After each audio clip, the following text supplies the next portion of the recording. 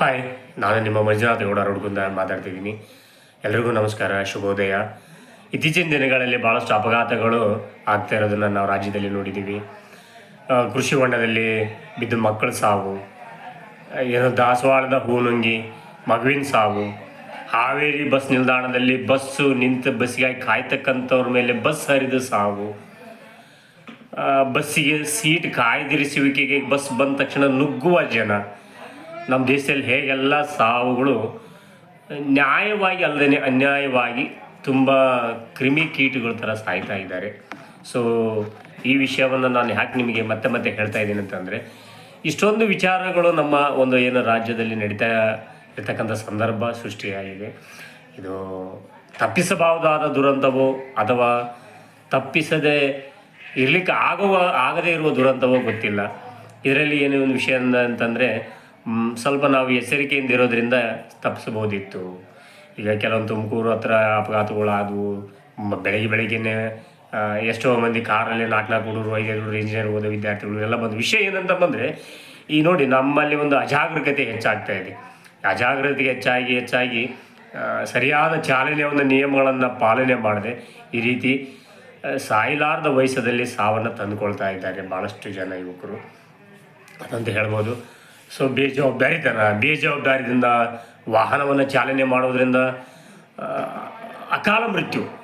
ಈ ರೀತಿಯಾಗಿ ಬೇಗನೆ ತಮ್ಮ ದೇಹವನ್ನು, ತಮ್ಮ ಶರೀರವನ್ನು ಬಿಟ್ಟು, ಈ ಪ್ರಪಂಚನೇ ಬಿಟ್ಟು ಅಪಘಾತದಲ್ಲಿ ಹೋಗ್ತಾರೆ. ಇದರಿಂದ ಅವ್ರ ಮನೆ ಕುಟುಂಬ ಹಾಳಾಗುತ್ತೆ, ಅವ್ರ ಮನ ನೊಂತಾರೆ. ದುಡಿತಕ್ಕಂಥ ವಯಸ್ಸಿನವರು ಕಷ್ಟಪಟ್ಟು 20-25 ವರ್ಷ ದುಡ್ಡು ಕಟ್ಟಿ ಓದಿಸಿರ್ತಾರೆ. ನಿರೀಕ್ಷಿತ ಏನೂ ಮಾಡೋಕ್ಕಾಗೋದಲ್ಲ, ಸಾವು ಬರುತ್ತೆ. ಯಾರ ಕೈಯಾಗಿ ಏನೈತಿ ಭಗವಂತ ನಿಚ್ಚ ಅಂತ ಅನ್ಬೋದು. ಆದ್ನಪ್ಪ ಅಂದರೆ, ಒತ್ತಲದ ಹೊತ್ತಿನಲ್ಲಿ ಈ ಲೈಸೆನ್ಸ್ ಇಲ್ಲದವ್ರೆಲ್ಲ ಈ ರೀತಿ ಪ್ರಯಾಣ ಮಾಡಿ ಯಾರ್ಯಾರಿಗೋ ಗುದ್ದಿ ಏನೇನೋ ಮಾಡಿ ಈ ರೀತಿ ಮಾಡೋದು ಅಷ್ಟೊಂದು ಸೂಕ್ತ ಅಲ್ಲ.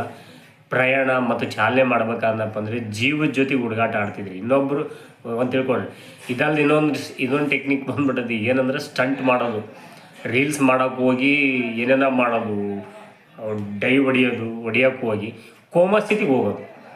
ಯಾಕೆ ಬೇಕ್ರಿ ಇದೆಲ್ಲ ಲೈಫಲ್ಲಿ? ಇದು ಅವಶ್ಯಕತೆ ಇದೆಯಾ? ಕೇವಲ ಜೈಕಾರಕ್ಕೋಸ್ಕರ ಸ್ಟಂಟ್ ಮಾಡೋದು. ಅಪ್ಪಿತಪ್ಪಿ ಸ್ಟಂಟ್ ಪಾಸ್ ಆದರೆ ಒಂದಿಷ್ಟು ಲೈಕ್ ಬರ್ತಾವೆ, ಶೇರ್ ಆಗ್ಬೋದು, ನಿಮಗೆ ಒಂಥರ ಮೊದಲಲ್ಲಿ ಡೋಪಮೈನ್ ಬಿಡುಗಡೆ ಆಗ್ತೈತಿ, ಖುಷಿ ಆಗ್ತೀವಿ.